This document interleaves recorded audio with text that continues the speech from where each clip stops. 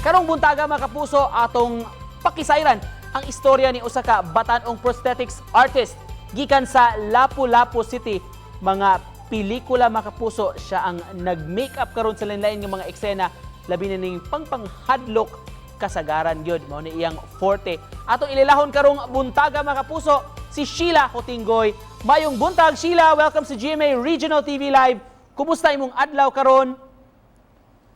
Hello, good morning. Actually, very thrilled ko karon kay pagoran ako na dawat ang about aning interview, and to be honest, dili ko anad aning mga in front of the camera nga activities kay I'm always behind the camera. So, bear with me lang.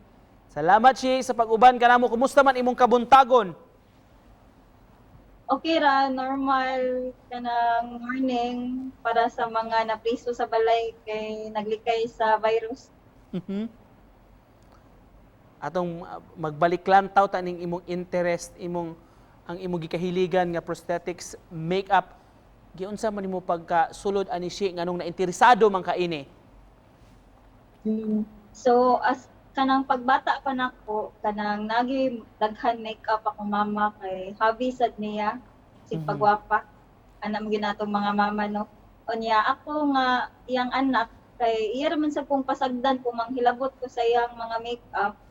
Unya kanang kanilaging di pa takiba wala pa tay taste anang pagwapa-gwapa nga akong buhaton sa una kay prank na ko ako mga igsuon bali mag-makeup ko ungo-ungo nya ako silang hadlokon. Nya nahimo siyang hobby kay katawanan makatawa lang ko sa ilang reaction murag nahimo siyang lingaw for me. Nag-start gyud ko og kanang trabaho as makeup and prosthetic artist, makeup artist kay college pa lang ko, bali sideline na nako siya kay namang ko other schools pod nga for me magtanang shoot bitaw. For me sila maghimog short films, ipasag festivals, anha man mag-start ang mga beginner nga filmmakers gyud. So most likely ang ila pong mga kuhaon kay mga mga students ra pod like myself nga nya kanang very lucky lang sad ko nga nasa gyud nakapansin sa ako ang potential as an artist, which I didn't really expect before kay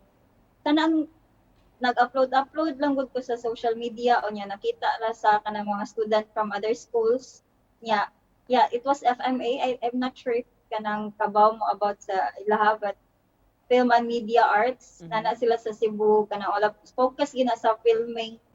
So mo ni mga lacerations, mga wounds, mga abrasions, of course kini mga ungo-ungo gyud mo gini imong makonsidera tong specialty sila.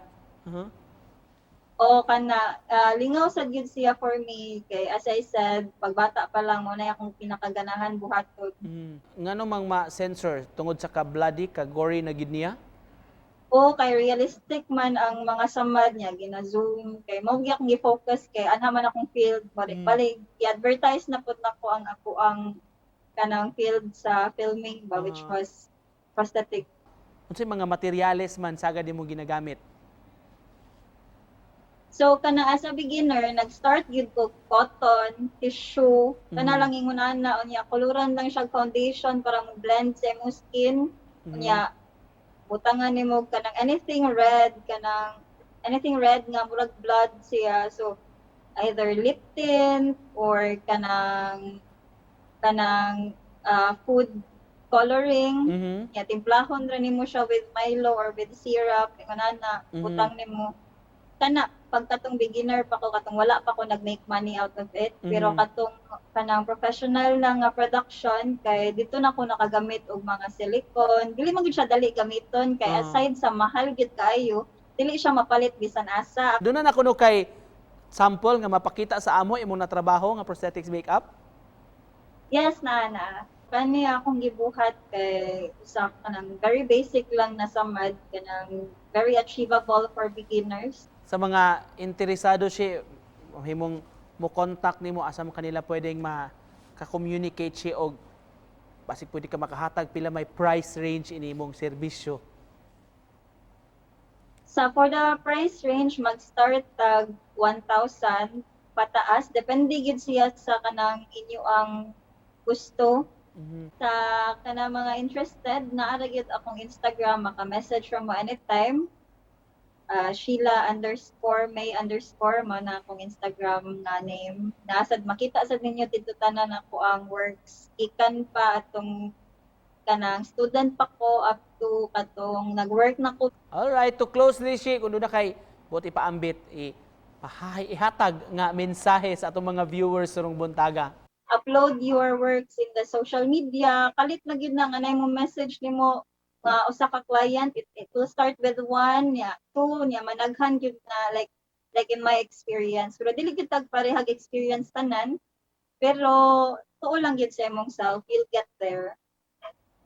Wow, pagkanindot o pagka-inspiring nga mensahe mga kapuso, prosthetics ug makeup artist gikan sa Lapu-Lapu City, si Sheila Hotinggoy. Salamat, Sheila!